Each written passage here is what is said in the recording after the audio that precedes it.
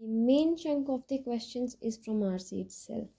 8 से 10 questions RC से पूछे जाते हैं, ठीक है, जिसमें से 2 क्वेश्चंस ऐसे होते हैं जो कि सिनोनिम्स और एंटोनिम्स पे बेस्ड होते हैं, ठीक है। अब अगर आपकी वोकैबलरी ही अच्छी नहीं है तो आप इन क्वेश्चंस को कैसे कर पाओगे। अब कोई वर्ड दिया है आपको जिसका एंटोनिम पूछा है और जो वो वर्ड है वो पॉजिटिव सेंस में है, ठीक है। तो एंटोनिम का मतलब होता है उल्टा उस वर्ड का, ठीक है, उल्टा। तो अगर आपको पॉजिटिव वर्ड दिया है, उसका एंटोनिम पूछा है, तो आपको उन 5 ऑप्शंस में से ABCDE में से एक ऐसा वर्ड सिलेक्ट करना है जो कि नेगेटिव सेंस में होगा, ठीक है। That will be your answer for this. और जो सेम वर्ड है, पॉजिटिव वर्ड है, उसका आपने अगर सिनोनिम ढूंढना है, एस से याद रखना, S for synonym, S for similar, ठीक है। तो पॉजिटिव सेंस में है तो उसका आंसर होगा जो वो भी पॉजिटिव ही सेंस में होगा ना। तो इस तरीके से आप एंटोनिम्स और सिनोनिम्स फाइंड आउट कर सकते हो।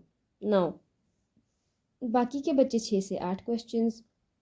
इसके लिए क्या करना है, आपने 2 से 3 मिनट के लिए अच्छे से आरसी को रीड करना है, ठीक है, ताकि आपको ये पता रहे कि इसका क्वेश्चन का आंसर कौन से पार्ट में है, इस पूरे आरसी में कहाँ जैसे इसका आंसर है, आप उसको लोकेट कर पाओ, ठीक है। और आपने ऐसा करना है कि 8 से 9 क्वेश्चन ऐसे हो कि आपको पूरे ढंग से सही करने की कोशिश करनी है, ठीक है। और नेगेटिव कम करें, नहीं आता कोई क्वेश्चन छोड़ दे, नेगेटिव मत करना। On to the next topic जो कि वर्ड स्वैप है। इम्पॉर्टेंट टॉपिक है ये भी, ये 5 नंबर का आता है, ठीक है। 5 क्वेश्चंस होंगे इसके। तो इसमें क्या होता है कि आपके पास एक सेंटेंस होगा, उसमें ऐसे ऑप्शंस होंगे ABCD, इसको आपने रीअरेंज करके एक मीनिंगफुल सेंटेंस बनाना होता है। अब रीअरेंजमेंट इस तरीके से करें आप कि आपको वो कंटेक्स्ट से मैच करता हुआ दिख रहा हो कि एक मीनिंगफुल सेंटेंस बन रहा है, ठीक है। इसको हम एक एग्जांपल से करते हैं, चलो ठीक है। कि Naina's books was to buy enough. मुझे कुछ इसमें गड़बड़ लग रहा है कि Naina's books was to buy enough, सही नहीं लग रहा है। Let's put B option here पहले। Naina's dream was to buy enough, कुछ सही लग रहा है। अब Naina's dream was to buy enough, books यहाँ रख देते हैं, यहाँ पे ए ऑप्शन रख देते हैं। Naina's dream was to buy enough books to fill an entire library. तो ठीक लग रहा है कि लाइब्रेरी में बुक्स ही तो रखते हैं, ठीक है। So she would never have to leave her house, ठीक हो गया, देखो है ना। तो इसमें आपके पास ऑप्शन में BA करके एक ऑप्शन होगा, वो आपने सिलेक्ट करना है and that's your answer. Let's come on to the next topic, match the column. इसमें आपके पास 2 कॉलम्स है, जिसमें कॉलम 1 और कॉलम 2 है। कॉलम 1 में आपका फर्स्ट हाफ होगा सेंटेंस का, कॉलम 2 में आपका सेकेंड हाफ होगा सेंटेंस का। इसमें आपको 3 क्वेश्चंस पूछे जाएंगे। अब इसमें क्या है कि आपने जो ये ऑप्शंस हैं इनकी हेल्प से आपने एक मीनिंगफुल सेंटेंस बनाना है। जैसे कि हमको पहला ऑप्शन AD दिख रहा है, तो will read this. The extreme positive and the extreme water to make their own food. पहला गलत हो गया, कोई मीनिंगफुल सेंटेंस नहीं बन रहा है। फिर देखते हैं second, the extreme positive and the extreme negative are always similar, पहला सही हो गया। सेकेंड वाला भी चेक कर लेते हैं इसका, CD, plants need sunlight and water to make their own food, दूसरा भी सही हो गया। तो इसका मतलब ये सेकेंड ऑप्शन सही है। अगर इसकी एक और होता तो हम वो भी चेक करते, अगर वो सही रहता तो इसको सिलेक्ट कर लेते। फाइन, तो ये हमारा मैच दी कॉलम वाला पार्ट हो गया। Let's move on to the next topic, parajumbles. खुद में बहुत इंपॉर्टेंट टॉपिक है, 5 क्वेश्चंस रहेंगे इसके भी, ठीक है। अब इसका क्या है कि आपकी रीडिंग एबिलिटी और how do you structure the sentences उस पर डिपेंड करता है। इसमें आपको जैसे ABCDE 5 सेंटेंसेस दिए हैं, इनको आपने रीस्ट्रक्चर करके, रीसीक्वेंस करके आपको एक मीनिंगफुल पैराग्राफ बनाना है, ठीक है ना। इस एग्जाम्पल की मदद से हम लोग पैराजम्बल्स को थोड़ा समझने की कोशिश करते हैं। पहली बात तो ये कि आपने थोड़ा स्किम कर लेना है पूरे 5 के 5 सेंटेंसेस को एक बारी, तो हमें इससे पहले ही आइडिया लग जाएगा, जैसे पहले ही लाइन से पता लग रहा है कि रिवर्स के बारे में कुछ है, 2 टाइप्स ऑफ रिवर्स, ठीक है। तो हम इसमें पहले क्या, सबसे पहले क्या ढूंढेंगे, हम एक इंट्रोडक्टरी लाइन ढूंढेंगे इसमें, ठीक है। इंट्रोडक्टरी लाइन ढूंढने के बाद हम क्या करेंगे, हम पेयरिंग करना स्टार्ट करेंगे, पेयरिंग सेंटेंसेस की, ठीक है। अब वो मैं आपको सिखाती हूँ, ठीक है।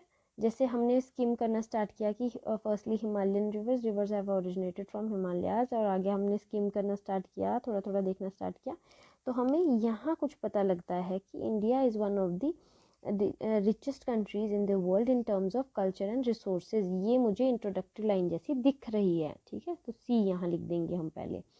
अब this Indian river system has been divided into 2 broad categories. Pair form हो गया कि इसके तुरंत बाद ये सेंस बना रहा है हमें, सी डी, ठीक है। तो secondly the peninsular rivers that have been originated from peninsula.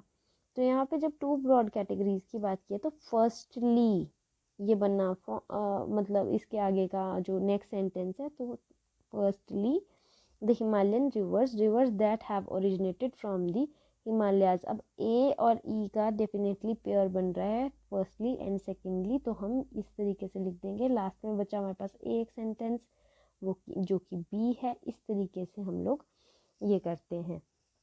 अब जिनकी रीडिंग एबिलिटी अच्छी नहीं है, तो उनको क्या करना है, 15 से 20 दिन तक डेली आर्टिकल्स रीड करने हैं, जिससे कि आपको थोड़ा सा सेंटेंसेस के बारे में हल्का फुल्का नॉलेज होना स्टार्ट हो जाएगा कि कैसे आप मतलब पेयरिंग कर सकते हो, एक सेंटेंस के आगे कंटिन्यूएशन में आगे सेंटेंसेस चलते हैं। तो parajumbles is not that tough, आपको सिर्फ एक तरीके से चलना है, इंट्रोडक्टरी लाइन ढूंढनी है, फिर उसके आगे पेयरिंग करनी है।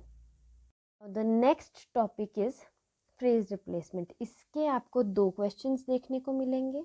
अब जैसे मैंने आपको कहा था 15-20 दिन में आर्टिकल्स पढ़ रहे होंगे, तो इतनी हैबिट हो जाएगी आपको कि सेंटेंस सेंस भी बना रहा है या नहीं, आपको खुद पता लग जाएगा। अब जो ये बोल्ड में यहाँ पे वर्ड लिखा है, आपने ये देखना है कि क्या ये यहाँ पे सूटेबल है या नहीं है, ठीक है। अगर नहीं है तो सब्स्टिट्यूट्स देखना है इनके यहाँ पे, अगर ये सूटेबल यहाँ पे है तो ये आपका 5th ऑप्शन आपका करेक्ट होगा, ठीक है। Now let's read it. It is necessary for anyone to follow the safety protocols when inside the hall. अब एनीवन क्या होता है, जैसे anybody, any person, it refers to individual in a group basically, ठीक है। एंड नेगेटिव स्टेटमेंट्स में use होता है और क्वेश्चंस में यूज़ होता है। क्वेश्चंस कैसे, जैसे has anyone taken my wallet, ठीक है। तो ये यहाँ पे नहीं सूट कर रहा है, क्योंकि it is a guideline for everyone, ठीक है, for everyone in the group या in the class, in the hall, sorry, है ना, हॉल है यहाँ पे, हॉल की बात हो रही है। हॉल में जितने भी लोग हैं, each person, everybody is asked to follow the safety protocols. तो एनीबडी भी नहीं होएगा, समबडी भी नहीं होएगा, एवरीवन होएगा इसका आंसर, ठीक है। तो इस तरीके से आपने ये करना है। Now let's go on to the next topic of the English section, that is error detection. Now यहाँ से आपको 5 क्वेश्चंस देखने को मिलेंगे ही मिलेंगे, ठीक है। अब इसका क्या है कि आपको मैं कुछ टॉपिक्स बता दूंगी, ठीक है। इसमें से आपको वो टॉपिक्स 110% करने हैं, एंड उसमें से क्वेश्चंस आएंगे ही आएंगे, ठीक है। नाउ जैसे पहला टॉपिक है सब्जेक्ट वर्ब एग्रीमेंट, ठीक है, ये टॉपिक करना है। दूसरा टॉपिक है प्रेपोजिशन,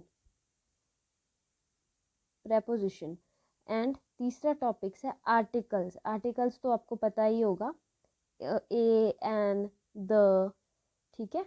ये करने हैं आपने, और ये अच्छे से करने हैं, थॉरोली करने हैं, ठीक है। इसमें से एक ही क्वेश्चन आएगा, एंड बाकी का ये वाला जो आपका एरर डिटेक्शन वाला पार्ट है, this is purely on practice, ठीक है।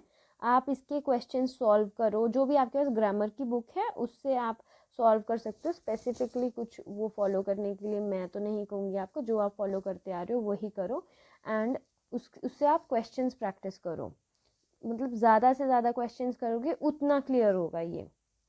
एंड फाइनली एक और चीज़ बताऊंगी मैं आपको, एक और चीज़ आती है मिसस्पेल्ड वर्ड्स।